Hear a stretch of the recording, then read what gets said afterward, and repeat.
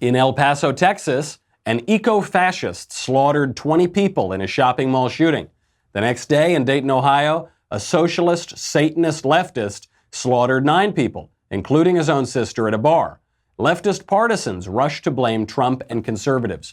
Conservatives, eager to fight the unfair attacks, want to disavow any connection whatsoever to the ideology of the El Paso shooter. We will examine the reality. There are very terrible people on both sides. How could these attacks have been prevented? How can they be prevented in the future? President Trump weighs in, and we weigh in on his weighing in. Then the Democratic Socialists of America try to topple capitalism at their national convention, but fail to even finish the announcements without infighting over pronouns and phony grievances. Finally, Quentin Tarantino delivers in Once Upon a Time in Hollywood. All that and more. I'm Michael Knowles, and this is The Michael Knowles Show.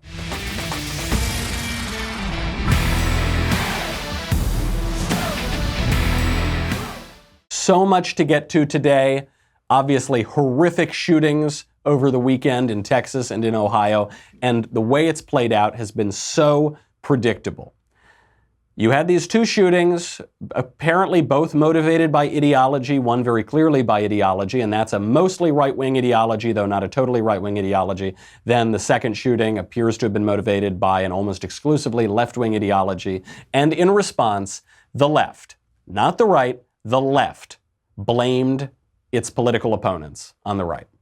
This was not a both sides are throwing blame. The left totally unfairly blamed the right for this. And then the right, in reacting to it, wanted to disavow any connection, obviously, to the Texas shooting in particular. And so they said the guy's ideology has nothing to do with conservatism, has nothing to do with the right. The reality is a little more complicated than that. And the hard truth is there are terrible people on both sides of the aisle. So we'll get into a little bit of exactly what motivated each shooting, because the broad narrative is what the left wants to promote. So the left just wants its own narrative, no details, no specificity, so that it can ram through its own policy goals. Details are the enemy of the left, and we'll get into the details, and we'll get into Trump's response, which I thought generally was very good, though there were a couple issues with it. We'll get to that in a second, but first, we've got to thank our friends over at ZipRecruiter. ZipRecruiter sends your job to over 100 of the web's leading job boards. Go to ZipRecruiter.com/Knowles. ZipRecruiter does not stop right there. With their powerful matching technology, ZipRecruiter scans thousands of resumes to find people with the right experience and invites them to apply to your job. I repeat, go to ZipRecruiter.com/Knowles. You got to do it because you don't want to waste time. This is what ZipRecruiter does. So in the old days, you'd throw spaghetti at the wall and you'd say, okay, I really hope something comes up. And I really hope I can fill this job. And we'll just see what happens. I hope someone emails me. That's not what happens. As applications come in to ZipRecruiter, ZipRecruiter will analyze each one and spotlight the top candidates so that you never miss a great match. It's actively out there doing the work for you. That's what ZipRecruiter sets itself apart with. So it's so effective that 4 out of 5 of the employers who post on ZipRecruiter get a quality candidate through the website in just one day. Right now, my listeners can try ZipRecruiter for free at this exclusive web address, ZipRecruiter.com/Knowles, Knowles. That is ZipRecruiter.com/Knowles, ZipRecruiter.com/Knowles. ZipRecruiter, the smartest way to hire. Let's get into the details here. What happened in El Paso? This was the first shooting. A 21-year-old shooter opened fire at the Cielo Vista Mall. At least 20 people were killed. Hopefully no more people are killed. A lot of people were injured, though. 27 injured. The shooter posted a manifesto online, and it appears to be authentic, and it's circulated around the internet now. Websites are trying to take it down. As some people are saying, don't read the manifesto. I don't believe that. That's not my reaction to it. I always read the manifesto. I always want to know as much information as I can as to why these people committed these crimes. You can't always believe the shooters. Often they're a little crazy, often they're liars. But to just say that it's senseless violence is to put your head in the sand. Because when these shooters tell you that they have a reason for what they're doing, we ought to at least take that seriously. When the 9/11 hijackers say we have a reason that we're doing what we're doing, it's because we believe our religion is telling us to topple these 2 towers. you at least have to take that seriously. You can't just put your fingers in your ears and say, la, la, la, I don't believe it, it's senseless. So what does the shooter say motivated him in El Paso? The manifesto is short, it's about 4 pages, and the ideology that he embraces is something called eco-fascism. Now, the left is saying this is a completely right-wing ideology. The left is blaming Trump for this shooter. The shooter himself says, don't blame Trump. I believed these things long before Donald Trump ever entered the political scene. The reality of this ideology is that it's a little bit right-wing and it's a little bit left-wing. So basically neither side right now is correct. The left is saying it's all right-wing. A lot of conservatives are saying this guy has nothing to do with the right. He's only a leftist. Neither is really telling the truth. Or neither at least is really getting it right. They might think they're telling the truth, but they're not. Eco-fascism does not neatly fit on the left or on the right. So in some ways it's very associated with the right. It's anti-illegal immigration. It's anti-immigration broadly. It has this very racist category, which again doesn't cut right or left, but it has this very racial bigoted category, which is he's anti-race mixing. He's not exactly a white supremacist, but he's certainly a white nationalist or a white segregationist. He wants there to be different areas of the country for different races. So at the base of his politics is racial essentialism. This would be categorized under the label alt-right. If you want to know more about what the alt-right actually is, not just what Hillary Clinton pretends that it is, but if you want to know what the term at least once used to mean, you can check out my PragerU video on this topic. Alt stands for alternative. It's an alternative version of the right to what we would consider a more traditional conservatism. I mean, they're calling it right-wing. He identifies as right-wing. In many of his policy prescriptions or policy preferences, he probably would be considered right-wing. So in that way, the right does have an association with him. But the eco part is this intense environmentalism, which would be these days exclusively found on the left. And it's a fascism rooted in the environment. So he totally buys into the global warming alarmism. He says corporations are destroying our environment. Politicians of both parties are destroying our environment. We need to save our environment now. It's an intense environmentalism, which is strongly on the left. Though this kind of environmentalism has had a tie to fascism for a long time. There's what has now become a cliche, which is the observation that Hitler was a vegetarian. He was a fascist, he killed all of these people, he was a horrible mass murderer, and yet he wouldn't kill an animal because he was a vegetarian. There is a strain of fascism that embraces this, because fascism, especially as the Nazis talked about it, was blood and soil. So the idea that it's not just about the race, but it's about the geography, the soil. We need to protect our natural environment. And it can be taken to this insane extreme, which is basically sacrificing even our own humanity to preserve the collective natural environment. That's the ideology. That's about as, I mean, we could go into this for 2 hours, but I think that's the broad view of the ideology. It's got a lot of components of the right. This love of tradition, want to preserve the nation. It's got a lot of aspects of the left, this hyper-environmentalism, even at the expense of human flourishing. That, beyond the ideology, what can we look to? Well, like so many mass shooters, this guy comes from a broken home. Before I even knew it, I read the manifesto and I said, you know, before I exclusively ascribe this to ideology, let me just Google shooter's name, divorce. Guess what?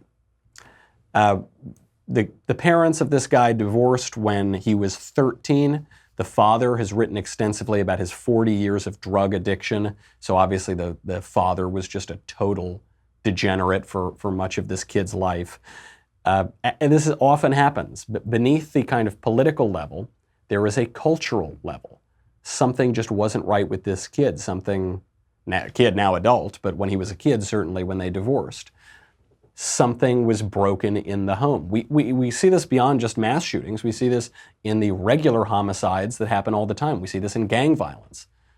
Often one explanation of gang violence is these kids come from broken homes, they have no fathers at home. Yep, looks like that may have been at play here. Now in this case, the suspect was apprehended alive, so he wasn't killed, even though he wished to be killed in his manifesto. So he'll likely face the death penalty, as he should. And we'll get into what President Trump has to say about that in just a second. But moving over to the next day's mass shooting in Dayton, Ohio, same thing. Young guy, 24-year-old young man, opened fire in an Ohio bar on Sunday. At least 9 people dead, including his sister, and 27 people injured. Now, on the surface, these events look kind of similar. Young white men. So the media, irresponsible Democratic candidates for president, irresponsible leftist pundits, have been saying they're both obvious white supremacy. There's no evidence that the second shooter was a white supremacist or a fascist or in any way associated with the right. Actually, when you look at his social media pages, it looks as though he was a radical leftist. He described himself as a Satanist. He described himself as a socialist. He described himself as a leftist. This is what he said. He wrote, quote, "I want socialism, and I'll not wait for the idiots to finally come round to understanding." When President Trump won in 2016, he said, "This is bad." He wrote, quote, "Vote blue for God's sake." He wrote, "F John McCain." Bizarrely, this guy actually wrote in favor of gun control and leftist gun policies. After the Parkland shooting happened, he tweeted out, quote, "This is America. Guns on every corner, guns in every house. No freedom but that to kill." He apparently tweeted to Rob Portman, the Republican senator, quote, "Hey, Rob, how much did they pay you to look the other way? 17 kids are dead. If not now, when?" Obviously, something snapped in this guy's ideology or in his mental faculties, or likely both. Who does he endorse? Elizabeth Warren. He says, "Warren, I'd happily vote for." He said, "Kill every fascist." There you see a lot more violence creeping in. "Cut the fences down," meaning the border wall and the border detention centers. "Slice ICE tires," Immigration and Customs Enforcement. "Throw bolt cutters over the fences." And he listed his pronouns as he and him. So this guy was a radical leftist. You don't see that in the mainstream news coverage. But there's not a hint of anything right-wing or of white supremacy or any of that. He's obviously a radical leftist. Now, despicably, cynical leftist politicians and pundits and commentators are blaming President Trump and, quote, white supremacy for these shootings. In reality, one of these shootings was perpetrated by probably a Trump supporter, anti-immigration advocate and white supremacist and all those other things. But at least on the policy level, we know he was opposed to immigration. So I guess very likely he would prefer President Trump to some open borders politician, right? So that's one of the shooters. And then the other shooting was perpetrated by a radical leftist who explicitly endorsed Elizabeth Warren. Now, in reality, neither of these were caused by Trump or Warren or Bernie Sanders or any of these other politicians. These people are responsible for their own actions. But that didn't stop the left, and just the left, exclusively the left, from using these barely cold dead bodies to push their own hack, cynical political agendas. Here's what Elizabeth Warren tweeted out, quote, "We need to call out white nationalism for what it is, domestic terrorism. It is a threat to the United States, and we've seen its devastating toll this weekend. And we need to call out the president himself for advancing racism and white supremacy." Okay, if you believe that premise, which I don't believe the premise that when mass shooters quote politicians, the politicians are responsible for the shooting. But if you believe that premise, then you need to apologize for the shooting in Ohio, don't you? You need to bear responsibility for the shooting in Ohio, Elizabeth Warren, because the shooter in Ohio explicitly endorsed you. Now, she won't do that because she doesn't care.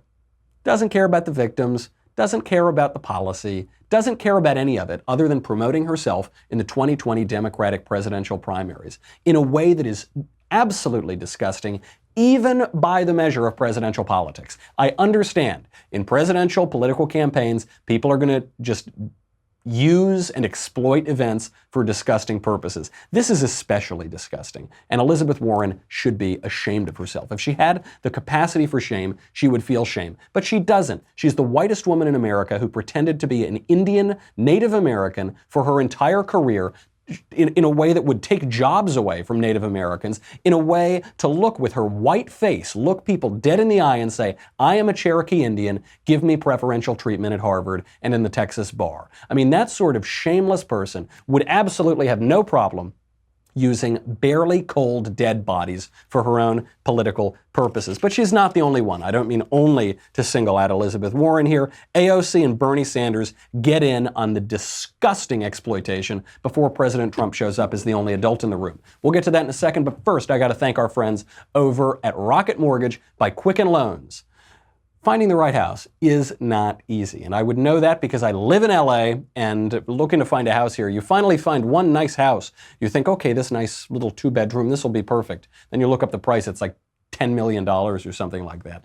The whole process is very difficult anyway, because once you find that house, then you got to get a mortgage. It's probably the biggest financial decision you're ever going to make. It just gets so complicated unless you have Rocket Mortgage, because Rocket Mortgage makes it easy. Their team of mortgage experts is obsessed with finding a better way, which means that their number one goal is to make the home buying process smoother for you. With industry-leading online lending technology developed in the heart of Detroit, Rocket Mortgage is changing the game. They make the home buying process work for you. In fact, Rocket Mortgage is there with award-winning client service and support every step of the way. Their team cares about getting you home. That's why Quicken Loans is ranked highest in customer satisfaction for primary mortgage origination 9 years in a row and highest in mortgage servicing 5 years in a row. Don't go into making the biggest financial decision that likely you're ever going to make in one of the most complicated processes, in one of the easiest ways to go wrong. Don't do it without the best.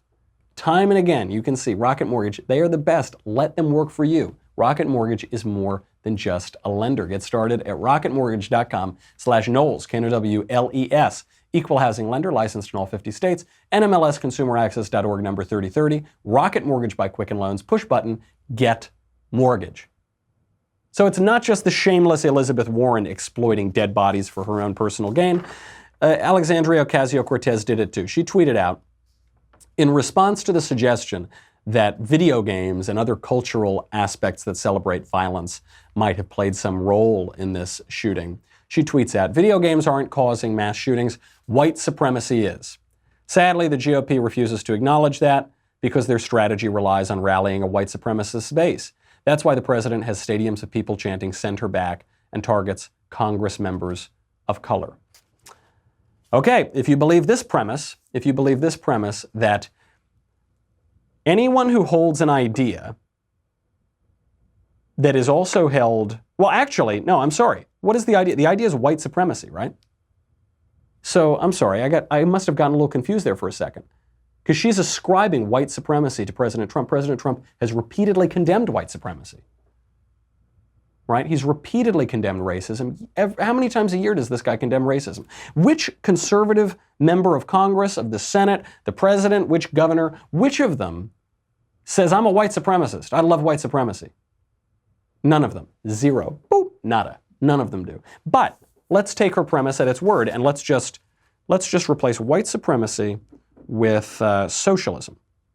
Yes, socialism. Okay, because we know that the shooter in Ohio was a leftist, socialist, Satanist. Okay, let's see. Video games aren't causing mass shootings. Socialism is. Oh, remember actually the guy who shot up the congressional baseball game was a Bernie bro socialist. Sadly, the GOP Democrats refuse to acknowledge that because their strategy relies on rallying a socialist base. That's why the Congresswoman from Queens hosts rooms of people chanting, I don't know, socialism, bring us socialism, tax the rich, soak the rich, and targets Congress members of baseball games. See how easy that is? See, in the case of AOC's tweet, it didn't make any sense because no conservative is embracing white supremacy. But the shooter in Ohio was an avowed socialist. She is embracing socialism. She's promoting socialism. Tom Perez says she's the future of the Democratic Party. So are we going to blame AOC? Are we going to blame Bernie Sanders? I don't want to do that. But by AOC's logic, looks like AOC needs to take responsibility for the shooting in Ohio. And then, of course, there's Bernie Sanders. Mr. President, stop your racist, hateful, and anti-immigrant rhetoric. Your language creates a climate which emboldens violent extremists. A Bernie bro shot up the congressional baseball game. Do you, Senator Sanders, bear responsibility for the attack on the congressional baseball game that almost murdered Steve Scalise? By your logic here, which I don't believe, you, Bernie Sanders, are responsible for almost murdering Steve Scalise. Now, they would never accept responsibility because they don't care. They're just saying words and words to exploit dead bodies for their political gain. Fortunately, President Trump came as the adult in the room. And this almost sounds funny because we say President Trump, he sometimes behaves in a childish manner. He hurls insults at his opponents. He can seem petulant. President Trump is far and away the adult in the room in this situation. So he shows up and he gives remarks this morning. They just came out a couple hours ago. Quite good. He started out by condemning bigotry explicitly as it was described in the El Paso shooters manifesto. Here he is. In one voice, our nation must condemn racism, bigotry, and white supremacy. These sinister ideologies must be defeated. Hate has no place in America. Hatred warps the mind, ravages the heart, and devours the soul. Great. Yeah, this was the right thing to say. He said it I don't know how he could have said it more clearly. Now, the other aspect of why this comment was so great is he didn't go as far as he could have to hammer the left, right? He could have easily said, racism and white supremacy and bigotry, racial bigotry is absolutely awful. And that's what we saw in El Paso. Also, Satanism, leftism, and socialism are awful. That's what we saw in Ohio. But he didn't say that. And this was smart. It shows that he learns. It shows that he gets a little savvier. Because that would have just been a repeat of there are fine people on both sides. Now, even though we know that in Charlottesville, when he said there were fine people on both sides, that he was explicitly condemning neo-Nazism, white supremacism, white nationalism, racism, bigotry, what have you. Even though we know that it was totally twisted and politically it still is hurting him. If he had said, we condemn racism and bigotry, we condemn Satanism and leftism, I guess he would have been right. But he's smart also because there was no leftist manifesto in Ohio, not that we know of. Right? So we're pretty certain we know who this guy is. I mean, he had a long social media record, so we think we have an idea. But still, it's not totally clear. So President Trump is playing it a little more cautious here. He was very smart only to focus on the eco-fascist. I mean, he's just gotten savvier about all of this. Then he turns his attention on finding solutions. So the first solution he offers is probably what most of us were not expecting. It's a little bit vague. He's just talking about the internet, issues on the internet, and the way that information moves around the internet and the way that people get radicalized on the internet. First, we must do a better job of identifying and acting on early warning signs. I am directing the Department of Justice to work in partnership with local, state, and federal agencies, as well as social media companies, to develop tools that can detect mass shooters before they strike. As an example, the monster in the Parkland High School in Florida had many red flags against him, and yet nobody took decisive action. Nobody did anything. Why not? So the first one is the internet, right? There were a lot of these warning signs. This is very smart, and it's tied to mental health, and this is the real trick here. So, and he ties it to Parkland, which is really smart. There's going to be a great new book coming out very soon on how that Parkland shooting in Florida came to happen. There were so many warning signs along the way, and the schools did nothing. So many warning signs on social media, on the internet, in chat logs. Schools did nothing. This is a little bit of a dangerous point to bring up because you never want to censor the internet. You know, if you start censoring the internet, that can go real wrong real quickly. You could, frankly, the left is already censoring the internet by kicking off conservatives. You don't want to get into that kind of world, but you do want to be able to use warning signs on the internet. You know, this guy in Dayton, Ohio, he apparently had a kill list and a rape list that he would write on the wall of the school. People had been chatting about this. People knew about this. Why didn't someone step in?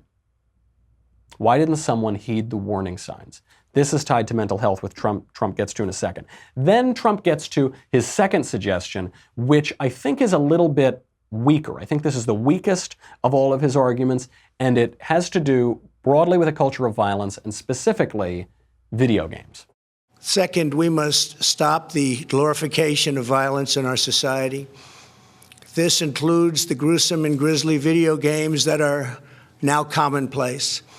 It is too easy today for troubled youth to surround themselves with a culture that celebrates violence.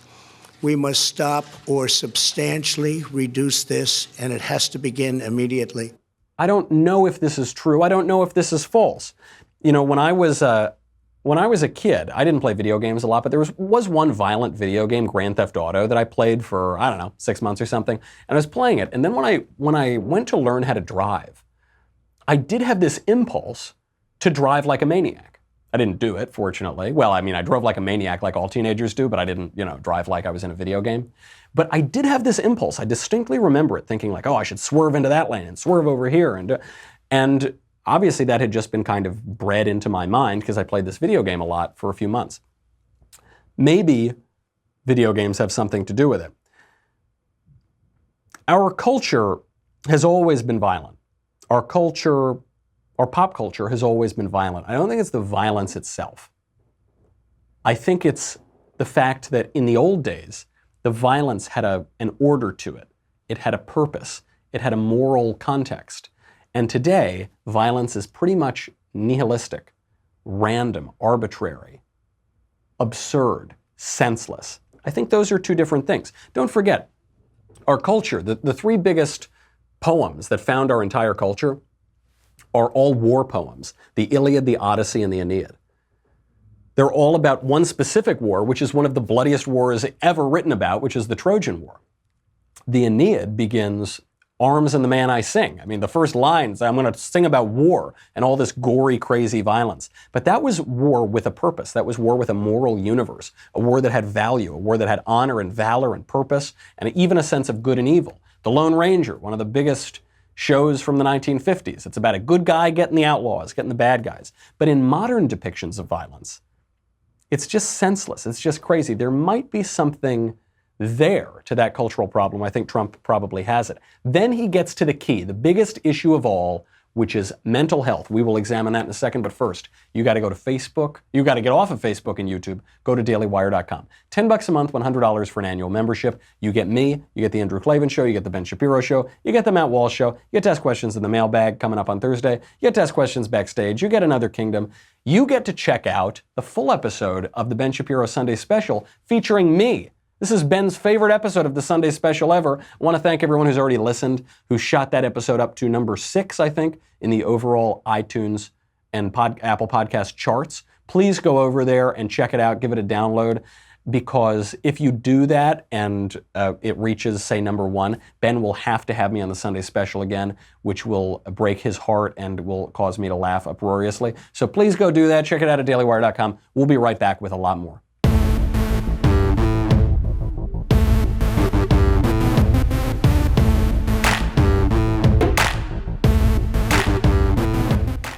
President Trump then gets to the heart of the matter on the solution. This is really correct. He's talking about mental health. Third, we must reform our mental health laws to better identify mentally disturbed individuals who may commit acts of violence and make sure those people not only get treatment, but when necessary, involuntary confinement. Mental illness and hatred pulls the trigger, not the gun. There it is. That's the key. Involuntary confinement, involuntary commitment of the mentally ill. Today, this is taboo on both sides. The left doesn't want to do it because the left is completely insane, and the left doesn't really even believe in the concept of mental illness. They sort of celebrate mental illness. They say, let's all talk about our mental illness. We're all mentally ill. And the right doesn't want to talk about it because we don't want to give the government that much power to involuntarily commit people. But this is the key. Today, it is virtually impossible to do it. But in the 1950s, we had a peak high of mentally ill confined people. Then states began to empty the asylums in the 1960s. Actually, Ronald Reagan, of all people, helped that process along. He didn't begin the process, but he did help it along when he was governor of California. And we need to be able to do it. I mean, a huge proportion of these people have clear signs of mental illness, if not all of them. And we need to be able to take them off of the street. I mean, President Trump makes this great point, which is that guns don't kill people. Mentally ill people kill people. It's the mental illness, it's the psychological process that leads to the decision to pull that trigger. The trigger doesn't just pull itself. And it is not just, it is not fair, it is not sustainable to allow dangers to society to be on the street. We do it because of a false sense of freedom, because we think freedom just means anything goes. It doesn't. People who are mentally ill are not capable of freedom. Actually, people who are totally uneducated, totally uncultured, totally disengaged from their civilization also are not capable of their freedom. The Founding Fathers and the people who have constructed our republic had a very elevated view of freedom. You had to earn your freedom. You had to become fit to govern yourself. You had to be moral, you had to be virtuous, you had to be religious, you had to be educated, you have to be sane in order to have some freedom. And if not, then it's not that liberty will be taken from you, it's that you are not capable of that liberty in the first place. So that would be a good place to start, is building some more mental asylums and throwing people who are a danger to society in them, getting them drugs. I mean, one of the reasons why they emptied out in the 1960s and 70s is because we had all these good psychological drugs now, and we could cure people. So if someone had some mental illness, they'd take a drug. It seemed like they were cured. So we would let them out of the asylum, and then what happens? Instantly they stop taking the drugs, they wind up on the street, or they wind up to be a threat to others. That's one way to do it. And then President Trump hits with great moral clarity on what we should do about the killers now. Today, I'm also directing the Department of Justice to propose legislation ensuring that those who commit hate crimes and mass murders face the death penalty, and that this capital punishment be delivered quickly, decisively, and without years of needless delay. Yep, Trump has a lot of moral clarity on this issue. So one of the guys who shot up the bar in Ohio, he was killed, but the guy who shot up the El Paso, Texas mall was not killed. He was apprehended, and he should face the death penalty. And he should face the death penalty swiftly. You got to remember, I know it's unpopular these days, there are three purposes of capital punishment: retribution, deterrence, and rehabilitation. Now, rehabilitation doesn't seem like it factors in a whole lot in terms of capital punishment. It actually does have a role in capital punishment in the sense that it can reform one's mind as he prepares to meet his maker and face the gallows. But broadly speaking, on criminal justice, those are the three purposes: retribution, deterrence, and rehabilitation. And retribution is the key. An injustice has been committed, and for that injustice, because the civil authority exacts justice for which we have a criminal justice system, the criminal has to be punished just for committing the crime. And then there's the deterrence factor. So if capital punishment isn't a great deterrent now, when we have 30 or 40-year waiting periods to kill people, we need to exact justice rather swiftly. We need to do it quickly. That will increase the deterrent effect. A few facts to keep in mind here as we hear the endless debate that is just beginning. You're going to hear gun control brought up a lot. There is no gun control law that would have prevented either of these shootings. Not one. Anyone who tells you otherwise is lying to you, and they're exploiting your emotions to affect their political purposes, and they're exploiting dead bodies to affect their political goals. There is a reform that could have stopped maybe the Ohio shooting. The Ohio shooter had that hit list, he had that rape list. I mean, he was clearly a demented person.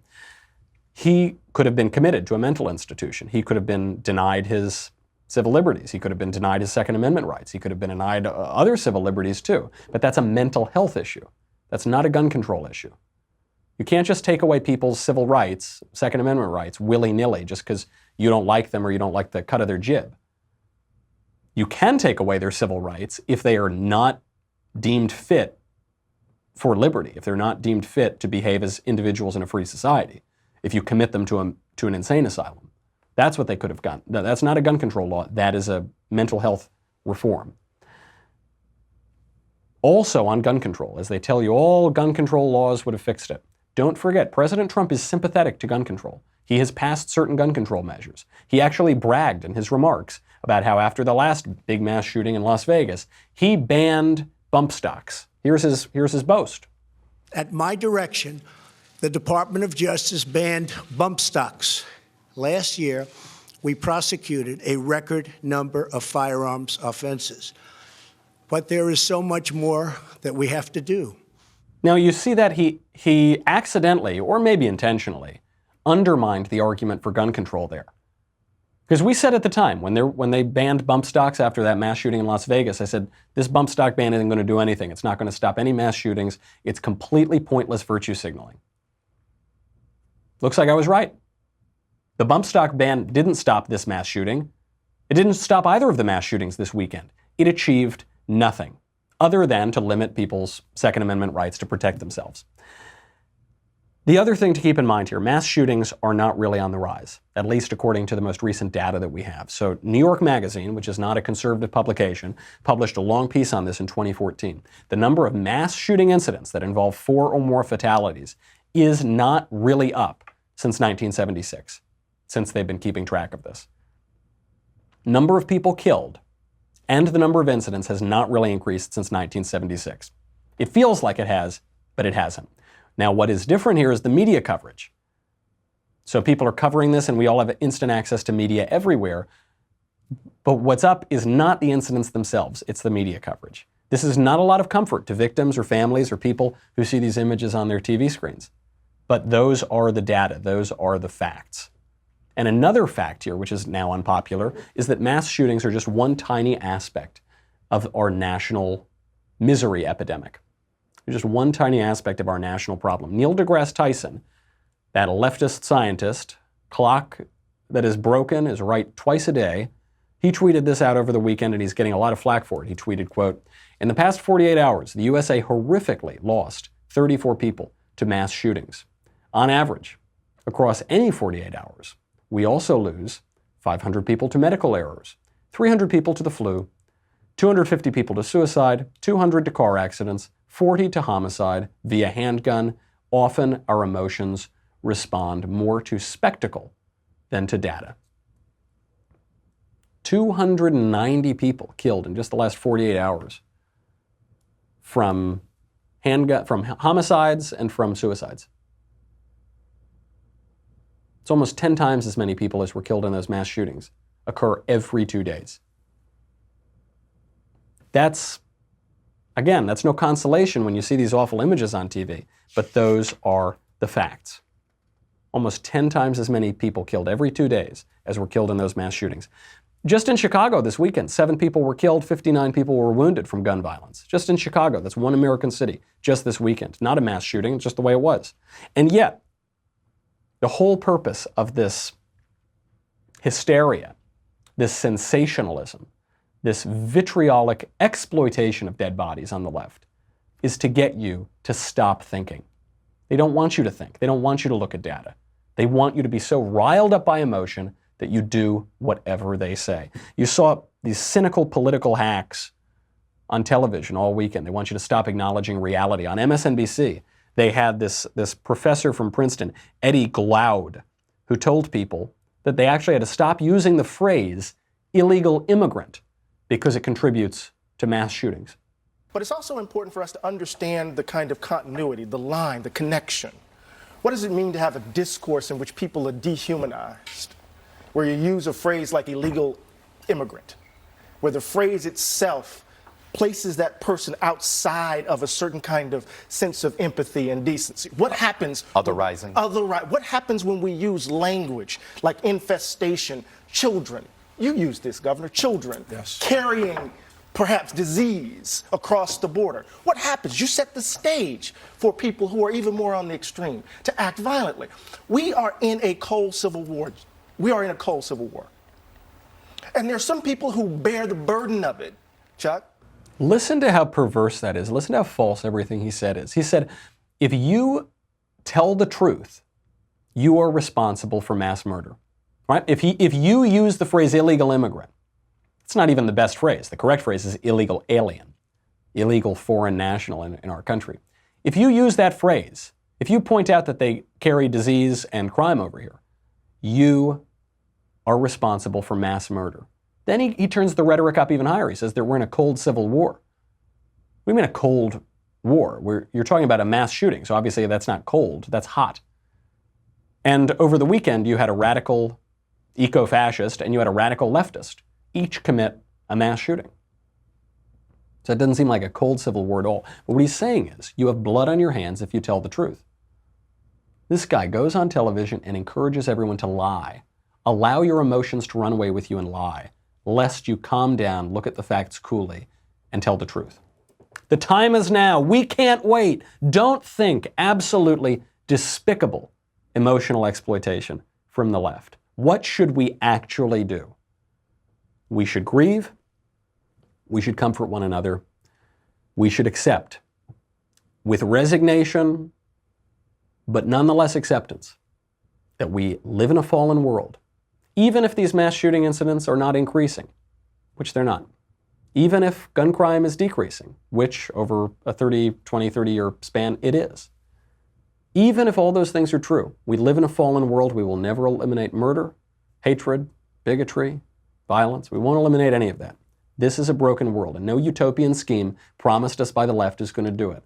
And no amount of emotional manipulation is going to lead to that utopia, to that paradise. Actually, those utopias tend to be hell on earth. We should calm down. We should accept that tragic fact of life. We should comfort one another. And then, when we are thinking clearly, once all the emotional exploitation is gone, we should address these issues in a rational manner. There is something to be done. You could rebuild some mental asylums. You could make it easier to involuntarily commit people. Those two things would help. You could encourage a culture that fixes broken families. The vast majority of these mass shooters come from fatherless homes and broken homes. You could do all of that. You should do all of that. You got to do it in a thinking manner and not allow these sick, cynical, political anglers to exploit your grief and a national grief to their own benefit. Before we go, speaking of these cynical anglers, I just want to show the bright side of this. We talked about tragedy, now let's talk about farce. At the National Democratic Socialists of America convention in Atlanta, the DSA promised to topple capitalism. And they were this close. They were so close to doing it, weren't they? Except they couldn't get past the announcements because all of the crazed leftists were arguing about pronouns and phony medical conditions and fake grievances, and it was absolutely hilarious. Take a listen. If we want to defeat capitalism, we are going to need a party that will organize working people to fight for the demands that we want and to win socialism. Thank you so much. Quick point of privilege. Quick point of personal privilege. Yes. Guys, first of all, James Jackson, Sacramento, he, him. I just want to say, can we please keep the chatter to a minimum? I'm one of the people who's very, very prone to sensory overload. There's a lot of whispering and chatter going on. It's making it very difficult for me to focus. Please, can we just, I know we're all fresh and ready to go, but can we please just keep the chatter to a minimum? It's affecting my ability to focus. Thank you. Thank you, comrade. Okay, is there a speaker against name, chapter, pronoun? Point of personal privilege. Yes. Please do not use gendered language to address everyone. You know, I think they're pretty close. They're on the way to toppling capitalism, but it's going to be a little longer. It's going to take a little bit longer. You couldn't see, by the way, in the video when the first guy talks about sensory overload, everyone just raises their hands and starts shaking them, but they don't clap because that would be sensory overload. But I assume it's not just the auditory sense, right? I assume also the visual sense could be overloaded, so that I think would overload it too. And then just the righteous anger of that second guy. Could we please stop using gendered pronouns? And then I wanted the sensory overload guy to get back up and say, please stop yelling, so it's too much. And they could just get into like a screech off. That's basically what we're seeing in the 2020 Democratic presidential debate anyway. This is just the broader version of that. This is just, I would say, the young people, the university campuses, that's the crystal ball. That's what our society is going to look like in 20 years. So you are looking at a preview of the 2048, whatever the year is, Democratic presidential primary debates. And it's going to be a whole lot of fun. And somebody tells me capitalism is going to win. Somebody tells me capitalism is going to survive. Before we go, I just have to give a quick little review of Quentin Tarantino's latest movie, Once Upon a Time in Hollywood. Went to see it last night with Jay Hay and Andrew Klavan and Spencer Klavan, and it was a lot of fun. It's a very fun movie. It's almost 3 hours long, but it actually flies through. Tarantino's not a great filmmaker, but he's a really good one, so you're never bored all the way through. The reason I would encourage people to watch it, I don't know that the film has a lot of meaning. It's pretty entertaining, at least by the end.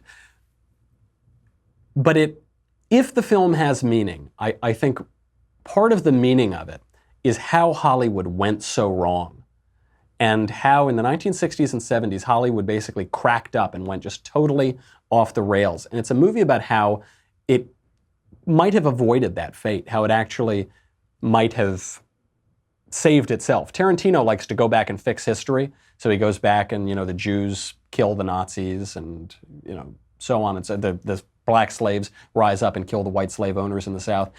This is a movie about that too. But it's got a profoundly conservative tone to the movie. There's a conservative subtext. So I'd encourage you all to go see it. It's pretty fun. You'll at least get your money's worth for 3 hours of gratuitous violence and Tarantino entertainment. So might be worth checking it out.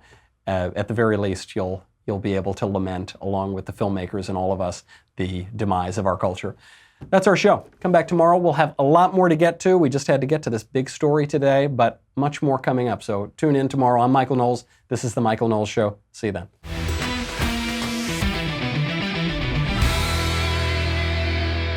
The Michael Knowles Show is produced by Rebecca Dobkowitz, director Mike Joyner, executive producer Jeremy Boring.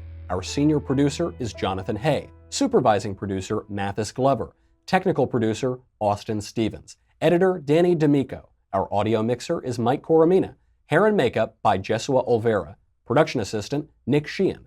The Michael Knowles Show is a Daily Wire production. Copyright Daily Wire 2019. Hey guys, over on the Matt Walsh Show today, of course, we'll be discussing the horrific shootings that happened over the weekend. But what I want to do is go beyond talking points, go beyond the partisan blame game, and talk instead about what factors are really contributing to this epidemic, especially what new factors in our society might be contributing to this. I have a few ideas that I think hopefully get to the heart of the matter, or at least get close to the heart of the matter. And we'll talk about that today over on the Matt Walsh Show.